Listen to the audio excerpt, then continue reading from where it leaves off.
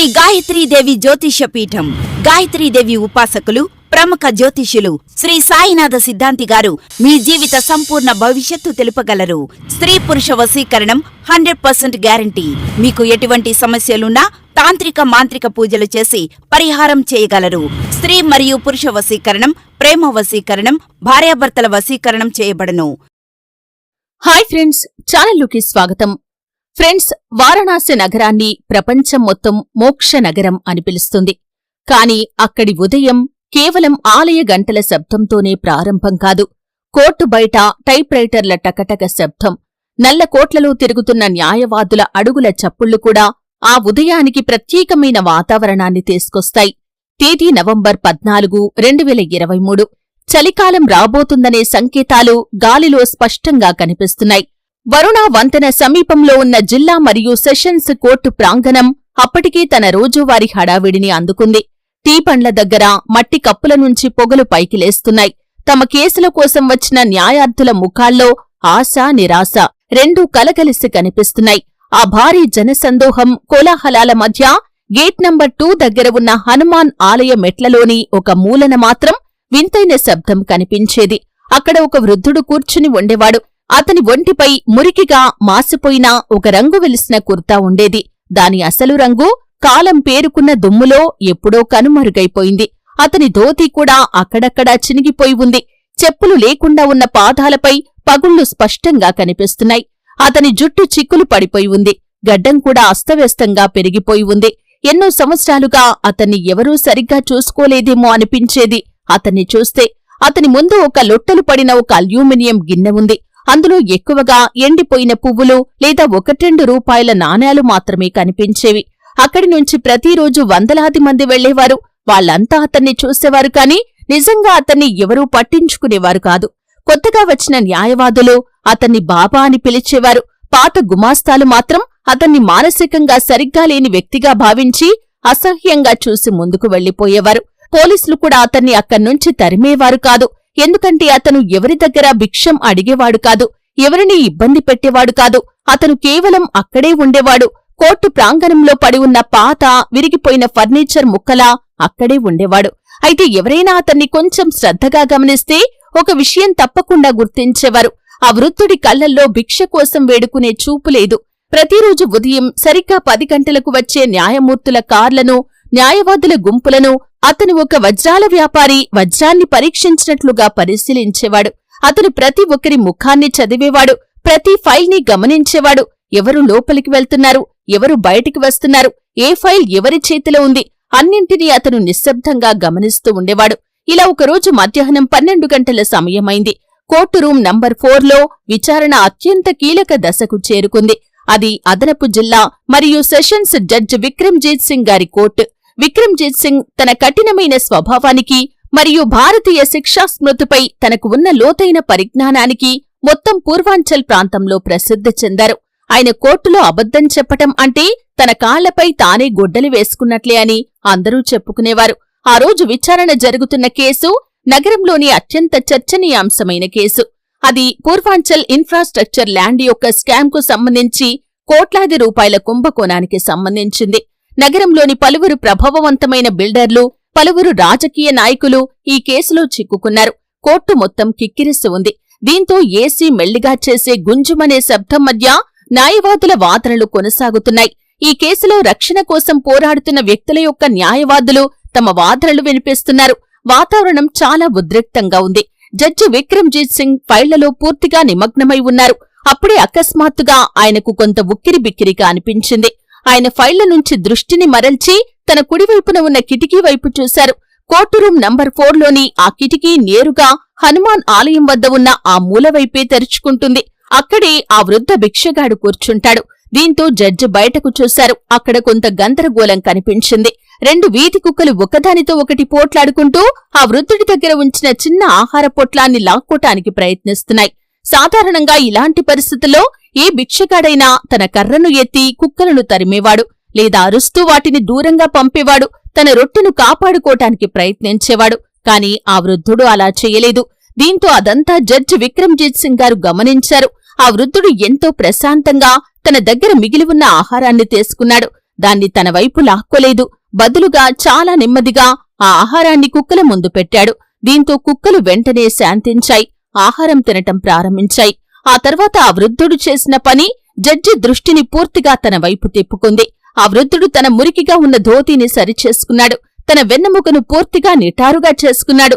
తర్వాత మళ్లీ అదే భంగిమలో కూర్చున్నాడు. నడుము పూర్తిగా నిటారుగా, మెడ పైకి ఎత్తి, చూపు నేరుగా ముందుకు ఉంచి, 2 చేతులు మోకాళ్లపై పెట్టి ధ్యానముద్రలో కూర్చున్నాడు. ఆ కూర్చునే విధానం ఒక సాధారణ భిక్షగాడిది కాదు. ఆ భంగిమ, ఆ శరీర భాష జడ్జి విక్రమ్జీత్ సింగ్ కు ఎక్కడో చాలా పరిచయంగా అనిపించింది. ఇది ఏళ్ల తరబడి కుర్చీలో కూర్చుని వాదనల ప్రపంచానికి దిశానిర్దేశం చేసిన వ్యక్తి యొక్క భంగిమ. గంటల తరబడి కోర్టు విచారణల్లో పాల్గొన్న వ్యక్తి యొక్క భంగిమాది.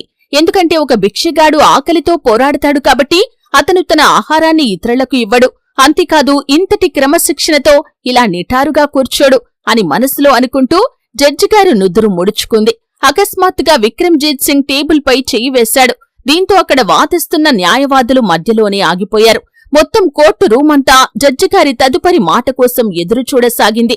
ఇక జడ్జిగారు తన కోర్టు క్లర్క్ వైపు చూస్తూ వినండి అని జడ్జిగారు అన్న గంభీరమైన స్వరం కోర్టంతటా మారుమోగింది. దీంతో చెప్పండి సార్ అంటూ క్లర్క్ వెంటనే లేచి నిలబడ్డాడు. ఇక జడ్జిగారు మాట్లాడుతూ బయట ఆలయ మెట్ల దగ్గర కూర్చున్న ఆ వృద్ధుణ్ణి గౌరవంగా లోపలికి తీసుకురండి అని ఆదేశించాడు. ఆ మాట వినగానే మొత్తం కోర్టు రూంలో ఒక వింతైన నిశ్శబ్దం అలుముకుంది. అక్కడున్న న్యాయవాదులు ఒకరినొకరు చూసుకున్నారు. ప్రభుత్వ న్యాయవాది డిఫెన్స్ లాయర్ వైపు చూశాడు. అతని చూపు ఎలా ఉందంటే మనం విన్నది నిజమేనా అని అడుగుతున్నట్లుగా ఉంది. అక్కడే హాల్ బయట ఉన్న మీడియా ప్రతినిధులు తమ పెన్నులు, నోట్ ప్యాడ్లు చేతిలోకి తీసుకుని అప్రమత్తమయ్యారు. ఒక భిక్షగాడిని, అదీ ఇంత హై ప్రొఫైల్ కేసు విచారణ మధ్యలో జడ్జిగారు ఎందుకు పిలుస్తున్నారు అని వాళ్లనుకున్నారు. తర్వాత 2 కానిస్టేబుళ్లు బయటకు వెళ్లారు. వారు ఆ వృద్ధుడి దగ్గరికి వెళ్లి అతన్ని మెల్లిగా కదిలించారు. ఓ పెద్దాయనా, లేవండి లేవండి, మిమ్మల్ని సార్ పిలిచారు అని చెప్పారు. దీంతో ఆ వృద్ధుడు తన మసకబారిన కళ్లతో కానిస్టేబుల్ వైపు చూశాడు. అతను ఎలాంటి ప్రశ్న అడగలేదు. ఎందుకోసం అని కూడా అడగలేదు. అతను కేవలం తన కర్రను తీసుకున్నాడు. వణుకుతున్న కాళ్లతో నిలబడ్డాడు. అతని నడకలో ఒక వింతైన లయ ఉంది. నెమ్మదిగా కాని ఎంతో క్రమబద్ధంగా 4 అడుగులు వేయటానికి అతనికి చాలా సమయం పట్టింది. అయినా అతని తల మాత్రం వంగలేదు. ఇక అతను కోర్టు రూంలోకి అడుగుపెట్టినప్పుడు అక్కడి పాత కాగితాల వాసన, ఫైళ్ల వాసన అతన్ని ఆహ్వానించాయి. చిరిగిపోయిన బట్టలు, నగ్న పాదాలు, దుమ్ముతో నిండిన ముఖం, ఇలా ఉంది అతని పరిస్థితి. కాని అతని కళ్ళు బోనువైపు, ఆ తర్వాత జడ్జి ఉన్న ఎత్తైన కుర్చీ వైపు వెళ్లగానే అతని కళ్లల్లోని వెలుగు ఒక్కసారిగా మారిపోయింది.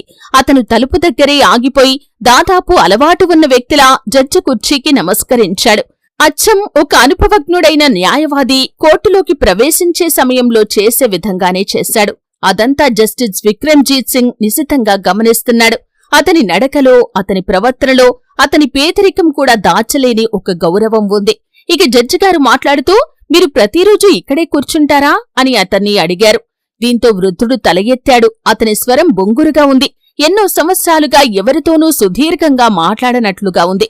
అవును సార్ అంటూ ఆ 2 మాటలు అతను ఎంతో సహజంగా, ఎంతో హక్కుతో పలికాడు. ఇది ఒక సాధారణ భిక్షగాడు పలికే సార్ లేదా జడ్జిగారు అనే పదం కాదు. యువర్ ఆనర్ అనే పదాన్ని అతను పలికిన తీరు, ఉచ్చారణ, ఆ పదం అతని నాలుకపై ఎన్నో సంవత్సరాలుగా సాధన చేసినట్లుగా ఉంది. దీంతో జస్టిస్ విక్రమ్జీత్ సింగ్ గారు తన కుర్చీలో నుంచి లేచారు. అది ప్రోటోకాల్కి విరుద్ధం. కాని ఆయన తనను తాను ఆపుకోలేకపోయారు. ఏదో ఒక వింతైన ఆకర్షణ ఆయనను ఆ వృద్ధుడి వైపు లాగుతోంది. దీంతో మీ పేరేమిటి అని ఆ వృద్ధుణ్ణి జడ్జిగారు అడిగారు. వృద్ధుడు ఒక్క క్షణం కళ్ళు మూసుకున్నాడు. అతని ముఖంపై బాధతో కూడిన ఒక అల అలుముకుంది. తర్వాత అతను తన పాత చిరిగిపోయిన జాకెట్ జేబులోకి చెయ్యి పెట్టాడు. అతని చెయ్యి కూడా వణుకుతుంది. తర్వాత అతను ఎన్నో చోట్ల చిరిగిపోయి ఉండి మురికిగా మారిపోయిన ఒక ప్లాస్టిక్ కవర్ను బయటకు తీశాడు. దాంట్లో నుంచి ఒక పాత అరిగిపోయిన గుర్తింపు కార్డు మరియు పసుపు రంగులోకి మారిపోయిన ఒక పాత కాగితం తీసుకున్నాడు. ఆ కాగితాన్ని అతను క్లర్క్కి ఇవ్వలేదు. నేరుగా జడ్జి వైపు చాచాడు. క్లర్క్ దాన్ని తీసుకుని జడ్జికి అందించాడు. జడ్జిగారి చూపు ఆ కార్డుపై పడగానే ఆయన కళ్ళు పెద్దవయ్యాయి. అది బార్ కౌన్సిల్ ఆఫ్ ఉత్తరప్రదేశ్ గుర్తింపు కార్డు. జారీ చేసిన సంవత్సరం 1982. పేరు అడ్వకేట్ హరిశంకర్ ఉపాధ్యాయ్. అదే సంచిలో ఒక పాత వార్తాపత్రిక కటింగ్ కూడా ఉంది. దాని శీర్షికలో ఏమని రాసి ఉందంటే, ప్రముఖ న్యాయవాది హరిశంకర్ ఉపాధ్యాయ్ పేద రైతుకు చారిత్రాత్మక న్యాయం అందించారు అని రాసి ఉంది. దీంతో జస్టిస్ విక్రమ్జిత్ సింగ్ ఒక్కసారిగా నిశ్చేష్టులయ్యారు. ముందుగా ఆ కార్డును చూశారు, తర్వాత ఆ వృద్ధుని చూశారు. Senior advocate Harishankar Upadhyay, civil bar association మాజీ కార్యదర్శి అంటూ విక్రమ్జిత్ స్వరంలో నమ్మలేని ఆశ్చర్యం స్పష్టంగా కనిపించింది. ఆ పేరును ఆయన తన వృత్తి ప్రారంభం రోజుల్లో ఎన్నోసార్లు విన్నారు. ఆయన ఒక లెజెండ్ కూడా. ఇక హరిశంకర్ గారు తన చూపును కిందికి వంచి మాట్లాడుతూ, ఆ వ్యక్తి ఎప్పుడో చనిపోయాడు యువరానర్, ఇప్పుడు మీ ముందు నిలబడి ఉన్నది ఒక నేరస్తుడి తండ్రి మాత్రమే అంటూ ఏడ్చాడు. దీంతో కోర్టు రూంలో ఉన్న సీనియర్ న్యాయవాదులు, ఇప్పటివరకు మౌనంగా ఉన్నవారు ఒక్కొక్కరిగా తమ సీట్ల నుంచి లేచి నిలబడ్డారు. వారిలో నుంచి ఒక వృద్ధ న్యాయవాది పండిట్ రామేశ్వర్ దయాల్ ముందుకు వచ్చారు. తన కళ్లద్దాలను సరిచేసుకుంటూ ఇలా అన్నాడు, హరిశంకర్ భాయ్, ఇది నువ్వేనా? మేమైతే ఇక నువ్వు లేవని అనుకున్నాం అన్నాడు. దీంతో హరిశంకర్ గారి కళ్ల నుంచి కన్నీళ్లు జారాయి. ఆయన జడ్జి వైపు చూశాడు. సార్, నాకు 2 నిమిషాలు కూర్చోటానికి అనుమతి ఇస్తారా? నా కాళ్లు ఇక ఈ వాదనల భారాన్ని మోయలేకపోతున్నాయి అన్నాడు. దీంతో జడ్జిగారు వెంటనే ఒక కుర్చీ తెప్పించి, దయచేసి మీరు కూర్చోండి అన్నాడు. తర్వాత మంచినీళ్లు కూడా తెప్పించారు. ఇక కోర్టులోని నిశ్శబ్దం ఇప్పుడు సానుభూతిగా మారిపోయింది. ఆ తర్వాత బయటపడిన ఒక నిజం అక్కడున్న ప్రతి ఒక్క కఠినమైన హృదయాన్ని కూడా కరిగించింది. హరిశంకర్ ఉపాధ్యాయ్ తన వణుకుతున్న స్వరంతో మాట్లాడటం ప్రారంభించారు. 2010వ సంవత్సరం వరకు నేను కూడా ఈ కోర్టులోనే ఒక భాగం. నాకు ఒక కొడుకు ఉండేవాడు. వాడి పేరు రోషన్. నా జీవిత సంపాదన అంతా ఖర్చు చేసి అతన్ని చదివించాను. అతని ఎంబీఏ వరకు చదివించాను. తర్వాత అతను రియల్ ఎస్టేట్ వ్యాపారంలోకి అడుగుపెట్టాడు. నా పేరు, నా గౌరవాన్ని ఉపయోగించుకుని కాశీ గ్రీన్ హౌసింగ్ ప్రాజెక్ట్ ని ప్రారంభించాడు. అతను త్వరగా ధనవంతుడు కావాలనుకున్నాడు. ప్రాజెక్టు పేరుతో వందలాది మంది నుంచి అడ్వాన్స్ డబ్బులు తీసుకున్నాడు. కాని ఆ ప్రాజెక్ట్ నిర్మించబోతున్న భూమి వివాదాస్పదమైంది అని చెబుతూ హరిశంకర్ గారు ఒక్క క్షణం ఆగారు. కొన్ని నీళ్లు తాగారు. తర్వాత మళ్లీ మాట్లాడటం ప్రారంభించారు. పరిస్థితి అదుపు తప్పటం మొదలైనప్పుడు, పోలీసుల దర్యాప్తు ప్రారంభమైనప్పుడు రోషన్ చిక్కుల్లో పడటం మొదలైంది. అప్పుడు అతను ఒక పన్నాగం పన్నాడు. కంపెనీకి సంబంధించిన అన్ని చట్టపరమైన పత్రాలు, పవర్ ఆఫ్ అటార్నీ అన్నింటినీ నా పేరుతో తయారు చేయించాడు. అతను నాతో ఏమని చెప్పాడంటే, నా సివిల్ స్కోర్ బాగాలేదు నాన్నగారు, మార్కెట్లో మీకు మంచి పేరుంది, అందుకే మీ పేరుతో పనిచేయటం సులభమవుతుంది అని నాకు చెప్పాడు. నాకు నా కొడుకుపై పూర్తి నమ్మకం ఉంది. అందుకే నేనెప్పుడూ కూడా ఆ పత్రాలను సరిగ్గా పరిశీలించలేదు అని ఆ చీకటి రాత్రిని గుర్తు చేసుకుంటూ హరిశంకర్ గారి గొంతు బరువెక్కింది. ఇలా ఒకరోజు రాత్రి రోషన్ నా కాళ్లపై పడిపోయి ఏడవటం ప్రారంభించాడు. తను మాట్లాడుతూ, నాన్నా, నాకు జైలుకు వెళ్లాలంటే భయంగా ఉంది. నాకు ఇప్పుడిప్పుడే పెళ్లైంది. నా కెరియర్ మొత్తం నాశనమైపోతుంది. మీరు వయసులో పెద్దవారు, వృద్ధులు అయ్యారు. కాబట్టి చట్టం మీ విషయంలో కొంత సానుభూతి చూపిస్తుంది అని చెబుతూ, నేను మీకు మాటిస్తున్నాను నాన్నగారు, నేను మెల్లిగా అన్నీ సరిచేస్తాను. కేవలం ఈ ఒక్కసారి ఈ నేరాన్ని మీ మీద వేసుకోండి. నేను బయట ఉండి అన్నీ చూసుకుంటాను. మిమ్మల్ని త్వరలోనే బెయిల్పై బయటకు తీసుకువస్తాను అన్నాడు. నేనొక న్యాయవాదిని యువరానర్. భారతీయ శిక్షా స్మృతిలోని సెక్షన్ 420 అంటే మోసం, సెక్షన్ 406 అంటే నమ్మక ద్రోహం. వాటి కింద నాకు ఎలాంటి శిక్ష పడవచ్చో నాకు మొత్తం తెలుసు. నా కెరియర్ పూర్తిగా ముగిసిపోతుందని కూడా నాకు తెలుసు. కాని ఆ సమయంలో నేను న్యాయవాదిని కాదు. నేను ఒక నిస్సహాయ తండ్రిగా మారిపోయాను. కొడుకుపై ఉన్న మమకారం నా ఆలోచనా శక్తిని దెబ్బతీసింది. నేను అనుకున్నది ఏంటంటే, నా జీవితం ఎలాగూ చివరి దశకు చేరుకుంది. కనీసం నా కొడుకు జీవితమైనా కాపాడబడుతుంది అనుకున్నాను. అందుకే కోర్టులో మొత్తం తప్పు నాదేనని నేనొప్పుకున్నాను. నా కొడుకును కాపాడటానికి నా వృత్తిని, నా గౌరవాన్ని, నా నల్ల కోటును అన్నింటినీ త్యాగం చేశాను అని చెప్పాడు. అలా హరిశంకర్కి 5 ఏళ్లు జైలు శిక్ష పడింది. ఆయన్ని నైనీ సెంట్రల్ జైల్కి పంపించారు. పెట్టుబడిదారుల డబ్బును తిరిగి చెల్లించటానికి ఆయనకున్న ఆస్తులన్నీ జప్తు చేయబడ్డాయి. కాని అసలు శిక్ష జైలు శిక్ష కాదు యువరానర్ అంటూ హరిశంకర్ గారి కళ్ల నుంచి కన్నీళ్లు జారుతూ ఆయన గడ్డంలో కలిసిపోయాయి. నేను విడుదలైన తర్వాత నాకు ఎదురైందే అసలైన శిక్ష. ఎందుకంటే 2016లో నేను జైలు నుంచి బయటకు వచ్చినప్పుడు నన్ను తీసుకెళ్లటానికి ఎవరూ రాలేదు. ఎలాగోలా నా ఇంటికి వెళ్లాను. అక్కడ నా ఇంటికి తాళం వేసి ఉంది. ఇంకొకరి పేరు అక్కడ రాసి ఉంది. ఏం జరిగిందని పక్కింటి వాళ్ళని అడగగా రోషన్ అన్నీ అమ్మేశాడని తెలిసింది. తను తన భార్యతో కలిసి లండన్ వెళ్లిపోయాడని తెలిసింది. దీంతో నేనతనికి ఫోన్ చేయటానికి ప్రయత్నించాను. అతని నంబర్ పనిచేయటం లేదు. దీంతో నా సొంత గడప దగ్గరే నేను పరాయివాడినయ్యాను. నా ఇల్లు, నా పుస్తకాలు, నా గౌరవం అన్నింటినీ నా కొడుకు తీసుకుపోయాడు. గత 7 సంవత్సరాలుగా నేను ఇదే కోర్టు బయట కూర్చుంటున్నాను. అదే ఆలయం దగ్గర. నా కొడుకు తిరిగి వస్తాడనే ఆశతో కాదు, బహుశా చట్టం తన తప్పును సరిదిద్దుకుంటుందేమో అన్న ఆశతో, లేదా మరణం నన్ను ఈ బంధం నుండి విముక్తి చేస్తుందేమో అన్న ఆశతో నేను ప్రతిరోజూ ఇక్కడ న్యాయవాదులు వచ్చి వెళ్లటాన్ని చూస్తూ నేను వయసులో ఉన్న పాత రోజులను గుర్తు చేసుకుంటున్నాను అని అన్నాడు. దీంతో మొత్తం కోర్టు రూమంతా నిశ్శబ్దంగా మారిపోయింది. Pin drop silence. చాలామంది కళ్లల్లో కన్నీళ్లు కనిపించాయి. జడ్జి విక్రమ్జీత్ సింగ్ కళ్ళు కూడా తడిశాయి. ఆయన తన డైరీని మూసివేశారు. ఒక దీర్ఘమైన శ్వాస తీసుకున్నారు. తర్వాత అడ్వకేట్ హరిశంకర్ గారు అంటూ జడ్జి విక్రమ్జీత్ సింగ్ మాట్లాడారు. చట్టం గుడ్డిదని విన్నాను కాని ఈరోజు ఒక విషయం అర్థమైంది. కొన్నిసార్లు మనుషులు కూడా గుడ్డివాళ్లమైపోతాం. మీరు ఒక తండ్రిగా మీ బాధ్యతను నిర్వర్తించారు, కాని మీ కొడుకు మానవత్వాన్ని చంపేశాడు. మీరు చట్టాన్ని గౌరవించారు కాని చట్టం మీకు న్యాయం చేయటంలో విఫలమైంది అంటూ జస్టిస్ విక్రమ్జీత్ సింగ్ వెంటనే తన అధికారులను ఉపయోగించి సెక్షన్ 319 ప్రకారం ఆ పాత కేసును మళ్లీ తెరవాలని ఆదేశించారు. అదనపు నిందితుణ్ణి కోర్టు ముందు హాజరుపరిచేందుకు అవసరమైన చట్టపరమైన ప్రక్రియను ప్రారంభించాలని, అలాగే స్వయంచాలకంగా కేసును పరిశీలించే తన అధికారాలను వినియోగించాలని ఆదేశించారు. నేను విక్రమ్జీత్ సింగ్, జిల్లా మరియు సెషన్స్ కోర్టు జడ్జిగా ఈరోజు ఈ ఆదేశాన్ని జారీ చేస్తున్నాను. ఈ కేసుపై మళ్లీ నిష్పక్షపాతంగా దర్యాప్తు జరపాలి అని వారణాసి సీనియర్ సూపరింటెండెంట్ ఆఫ్ పోలీస్కి ఆదేశాలిస్తున్నాను. వెంటనే ఒక ప్రత్యేక దర్యాప్తు బృందాన్ని ఏర్పాటు చేయాలి. అవసరమైతే ఇంటర్పోల్ సహాయం తీసుకోవాలి. పరారీలో ఉన్న రోషన్ ఉపాధ్యాయును, అతను ప్రపంచంలోని ఏ మూలన ఉన్నా అతన్ని గుర్తించి వెంటనే భారతదేశానికి తీసుకురావాలి అని చెబుతూ దాంతోపాటు జడ్జిగారు బార్ అసోసియేషన్ అధ్యక్షుణ్ణి ఉద్దేశించి ఇలా అన్నారు. హరిశంకర్ గారు ఒక భిక్షగాడు కాదు. ఆయన మన సీనియర్ సహచరుడు. ఆయన పునరావాసం మన బార్ అసోసియేషన్ యొక్క నైతిక బాధ్యత. ఆయన ఇల్లు తిరిగి పొందే వరకు, ఆయనకు ఆయన హక్కులు తిరిగి లభించే వరకు ఆయన బార్ అసోసియేషన్ గెస్ట్ హౌస్ లో ఉంటారు. ఆయనకు సంబంధించిన మొత్తం ఖర్చును బార్ అసోసియేషన్ భరిస్తుంది అని చెప్పాడు.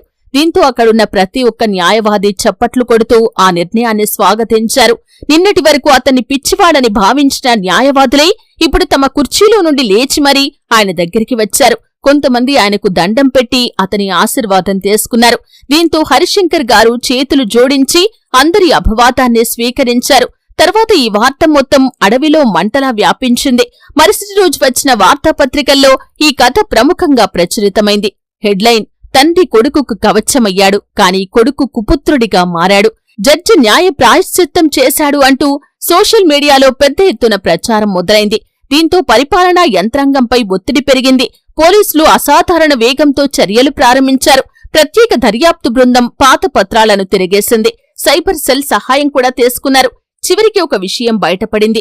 రోషన్ లండన్లో లేడు. తన పేరు మార్చుకుని దుబాయ్లో నివసిస్తున్నాడని, అక్కడ ఒక నిర్మాణ సంస్థలో పనిచేస్తూ విలాసవంతమైన జీవితాన్ని గడుపుతున్నాడని తెలిసింది. దీంతో భారత రాయబార కార్యాలయం సహకారంతో అప్పటి చట్టపరమైన ప్రక్రియల ప్రకారం రోషన్ను తిరిగి తీసుకురావటానికి చర్యలు ప్రారంభమయ్యాయి.